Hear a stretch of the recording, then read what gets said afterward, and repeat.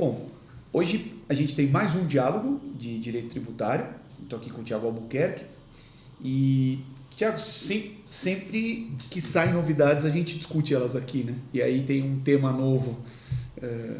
Acho que todo mundo que assiste os diálogos de direito tributário sabe o que é tema, mas se você puder dar uma rápida explicação do que é e qual tema é esse, o que é que foi decidido. Um tema do Superior Tribunal de Justiça, né, do STJ. Isso, basicamente, dentre os julgamentos possíveis, né, do Superior Tribunal de Justiça, a gente tem precedentes que são vinculativos. A gente teve uma reforma importante no Código de Processo Civil, isso em relação ao anterior Código de Processo Civil. O atual Código de Processo Civil deixa isso muito evidente e traz para o sistema processual brasileiro esses precedentes que vinculam os juízes de instâncias inferiores, né? Então isso seria um precedente em recurso especial repetitivo e trazendo essa vinculação. Então é interessante, né? Porque o STJ ele seleciona determinados recursos especiais, que são os recursos dirigidos ao STJ, e a partir das discussões colocadas, ele julga uma hipótese mais abstrata ali, ele traz uma norma mais abstrata que vai regular aquela situação, não só para aquele caso, mas vinculando os juízes, né? Então a gente traz esse mecanismo que não é tradicional, né, do direito nosso romano, que é baseado na lei, mas que vem da common law e traz toda essa mistura, né? Porque a gente tem a lei como a fonte principal de direito, mas a gente tem essa novidade, né? Novidade entre aspas, né? Já não é uma novidade, mas esses precedentes do Superior Tribunal de Justiça e também do STF, mas é em repercussão geral, vinculando então os juízes de instâncias inferiores e trazendo aí então esse julgamento importante para esse tema que a gente vai falar, que é de stock option. É muito interessante você falar disso como uma mudança, porque é uma mudança. 2015 foi um ano realmente de virada com o novo Código de Processo Civil em relação à nossa cultura de precedentes. A gente tem dito isso aqui em algumas conversas, que eu não tenho dúvida de que o Brasil é um país que está se transformando num país de precedentes, mas com a nossa própria teoria de precedentes, né? Basta dizer que os temas fixados na STJ, que é exatamente, você resumiu bem, né? Essa seleção de alguns recursos representativos. Claro que haverá as normas individuais concretas do julgamento desses casos, mas a partir dessas decisões extrai-se uma norma um pouco mais abstrata e fixa-se ela dando-se o nome de tema. E é diferente do sistema de precedentes do common law, no sentido de que o juiz que vai julgar, ele que invoca um precedente. Aqui é no sentido contrário, né? O precedente ele já é determinado de cima para baixo, quer dizer, ele é vinculativo, mas é esse o nosso sistema, é isso que nós estamos nos transformando. Então, e no direito tributário isso tem um impacto enorme, porque tantas e tantas controvérsias judiciais sobre a tributação resultam em discussões, ou no Supremo ou no Superior Tribunal de Justiça, e resultam na fixação de temas. E nós temos que interpretá-los. Isso, né? E é interessante porque se você vai ao direito anglo-saxão, você tem toda uma discussão para saber qual que é a norma que você extrai do julgado. Então o julgado ele discute lá os fatos, daí ele traz a argumentação diferente, ele pega outros precedentes análogos e vai discutindo se é hipótese, se cabe ou não, e aí você tem uma conclusão ali, e para você extrair a norma que você vai aplicar para outros casos, tem toda uma técnica, né? Inclusive a Inglaterra é diferente dos Estados Unidos e poucas pessoas falam sobre isso. O nosso, para repetitivo, ele traz uma vantagem, porque você tem uma abstração do caso e tem a fixação de um tema.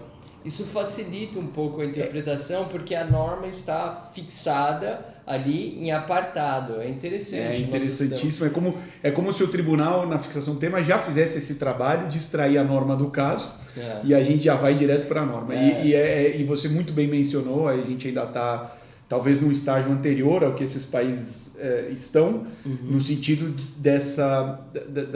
da cultura e até da sofisticação da doutrina de interpretação de precedentes, né? Como é que você faz para dizer que um determinado caso, que não tem todos os elementos do caso julgado antes, mas tem elementos essenciais que fazem com que a aplicação do precedente seja permitida, né? Como é que você faz para enquadrar este caso naquele precedente, naquele julgamento de um caso que não é inteiro igual, mas ele é parte igual, né? Um caso jamais é igual ao outro, na verdade, né? E aqui a gente vai ter uma discussão interessante. Então, a gente está tratando aqui do tema de repetitivo do STJ 1226. Nesse tema, o STJ se debruçou sobre uma questão muito polêmica, inclusive com viés desfavorável ao contribuinte no CARF, que é a natureza jurídica dos planos de stock option. Isso tem impacto profundo na tributação, né? Então, eu vou começar, Henrique, falando da dificuldade desse caso chegar no STJ. Por quê? Porque o STJ ele se autoimpôs uma restrição para analisar cláusula contratual. Então, o STJ dificilmente ele analisa a legalidade ou ilegalidade de uma cláusula contratual. E aqui, além disso, tem um outro ponto, que é a análise de fato. O STJ, como nós sabemos, tem a súmula 7, restritiva à análise de fato. E os casos que envolvem o plano de stock option, geralmente eles passam pela análise das cláusulas e análise do que efetivamente ocorreu com aquele funcionário que foi agraciado com um plano de stock option. Então esse é um primeiro ponto que eu gostaria de destacar, mas talvez em benefício da didática a gente devesse passar um pouco sobre o que é o stock option, talvez, né?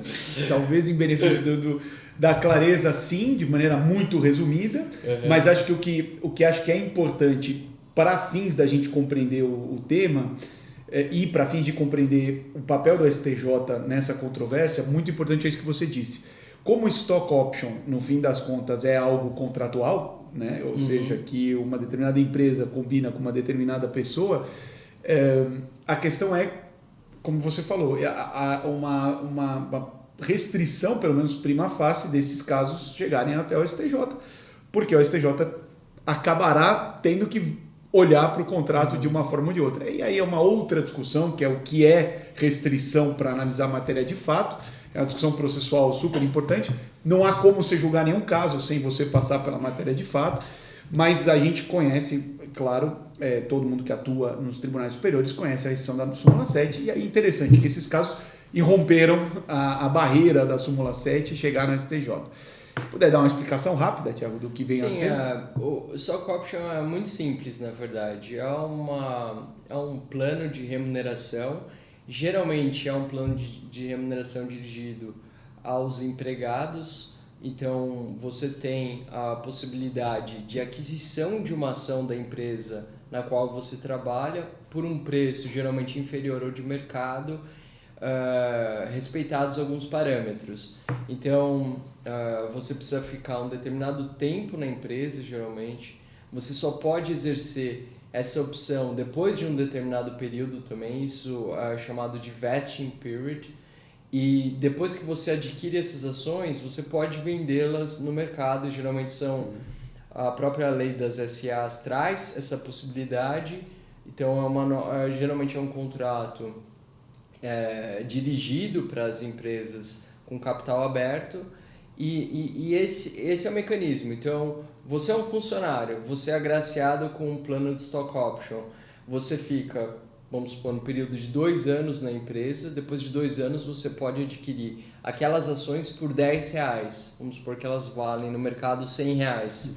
E aí, então, você adquirir por 10. Depois de 2 anos, você pode vender no momento seguinte ou você pode ficar com as ações. Fixa-se um preço ou uma fórmula antes, né? E aí passa o tempo, se a empresa evoluir, as ações vão valer mais, mas eu ainda vou ter o direito de comprá-las com aquele preço. Isso. Né? É um benefício. É um benefício. Um ponto importante que eu acho que vale um destaque inicial é que o Tribunal Trabalhista há muito tempo tem uma posição consolidada de que isso não configura salário. Então, não tem natureza salarial esse tipo de remuneração. Importante, né? Para esse benefício clássico, esse é o Stock Option clássico, no qual o beneficiado funcionário, ele adquire, então ele paga um valor ali depois Fica com as ações na sua titularidade. Isso. Agora, isso significa então que não há incidências previdenciárias sobre esse valor? Isso, essa é a discussão, né? Então, o que chegou no STJ? Não obstante o posicionamento do Tribunal Trabalhista, o STJ analisou o Stock Option na perspectiva da natureza jurídica do contrato. Se esse contrato, né, que concede esse plano de Stock Option, opção de compra de ação, se ele é um contrato de natureza trabalhista, então ele faz parte do pacote ali de benefícios do empregado em razão do vínculo de emprego, ou se seria um contrato mercantil, então fora aí da relação de emprego. Relação de emprego estrito senso, né? Porque se você só tem o Stock Option porque você trabalha, claro. Mas aí é uma outra configuração, né? Então essa era a discussão colocada. Eu fiz entendendo que o Stock Option é um benefício trabalhista, então tem natureza trabalhista. A consequência disso é a contribuição previdenciária, incidência de contribuição previdenciária e o imposto de renda naquela alíquota de salário, né, até 27,5% comum.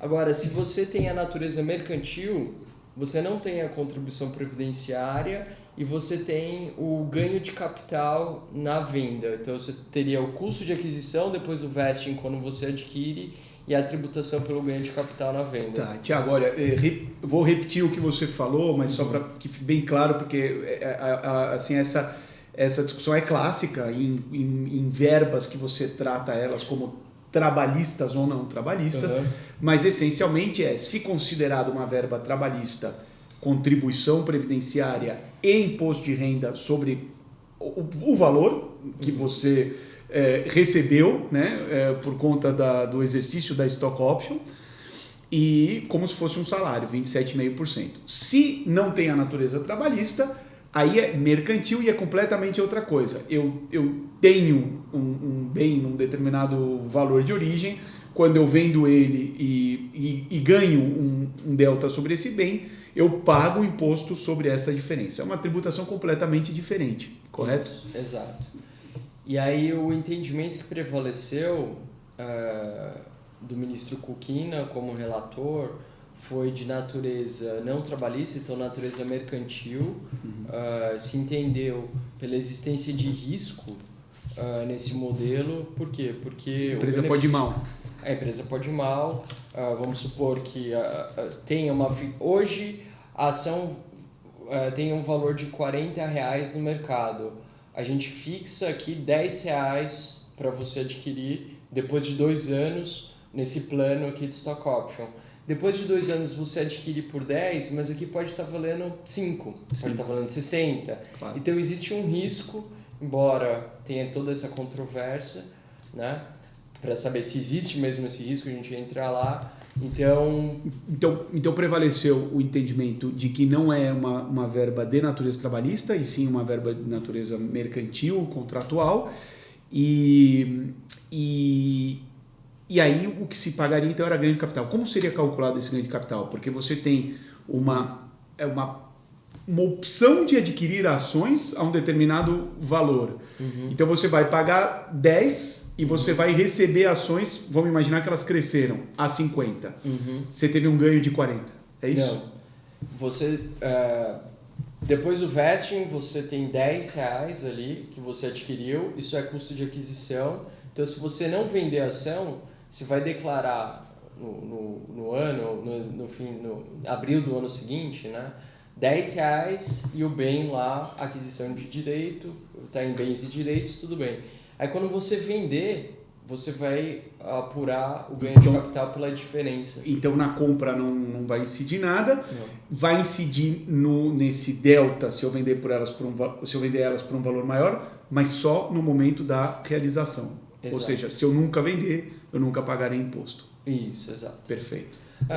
Agora, entendida a posição do STJ e entendido aí o espírito, o desenvolvimento do raciocínio do tema, vale aí uma crítica, né? Porque uma primeira crítica importante é que você, por esse tema, você não fixa o parâmetro, por exemplo, de quando esse valor aqui que você paga é um valor vil ou não, quando há risco. O julgado ele não oferece esse tipo de consideração, de parâmetro para você decidir. Então, é uma vitória dos contribuintes, né? É importante, mas não soluciona todos os casos. E a gente sabe muito bem que além desse stock option clássico, a gente tem outros planos aí de remuneração, cada um com a sua peculiaridade, né? A gente tem os RSU, PSU, a gente tem os Phantom Stock Options, a gente tem uma série de planos que não necessariamente o funcionário ele paga, a gente tem planos para não funcionário, a gente tem a situação da startup que não está regulada pela lei das SAs, que boa parte da remuneração das pessoas ali que apostam é uma remuneração atrelada a um stock option. Ou seja, foi dado uma definição importante num ponto fundamental, que é a natureza da verba, mas nem de perto isso resolve... Eu não diria a natureza da verba, eu diria a natureza do contrato. A natureza do contrato, claro. E tem um outro ponto que não foi debatido, que é um ponto teórico, né, de imposto de renda, que é você poderia interpretar essa situação como uma dação em pagamento, por exemplo. Vamos supor que você não é um funcionário, você é um prestador de serviço. E ao invés de você presta um serviço que vale 1.000. Ao invés de você receber 1.000, você recebe um stock option para exercer daqui a 1 ano, vamos supor, e ali tem um benefício atrelado de 2.000. Isso é uma dação em pagamento, porque a empresa está te dando um bem em razão da sua contraprestação ao serviço prestado, né? Então, você tem situações ali que é muito difícil tecnicamente de você identificar qual que é a natureza desse contrato, porque muda conforme o contexto. É claro. Então, essa posição geral do STJ, ela pode não servir para todas as situações, claro. E da perspectiva teórica, você pode ter muita discussão sobre disponibilidade econômica ou jurídica da renda em determinados casos. Então é possível que a gente venha a ter dificuldades de interpretação, inclusive para a aplicação do tema, né? Porque, como você bem está dizendo, né? Não há, assim como não há um caso igual ao outro, também não há um stock option necessariamente igual ao outro, né? E aí você me corrigiu muito bem, né? A natureza deste contrato, né? Como é que esse conjunto de obrigações que permite a uma parte comprar ações com preço pré-determinado foi estabelecido em que contexto?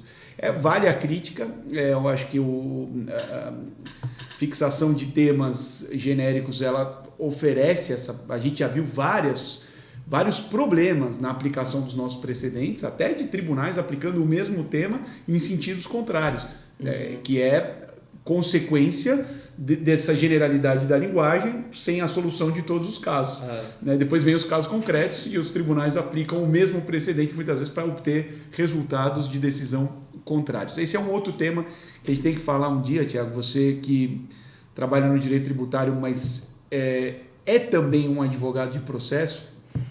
Eu acho que a gente poderia um dia ter esta conversa sobre o processo civil e sobre a estrutura do nosso sistema de precedentes. Esse diálogo mesmo, a gente está nominando ele como um diálogo sobre o sistema de precedentes e o tema 1226, por conta desses comentários que a gente fez a respeito do nosso sistema.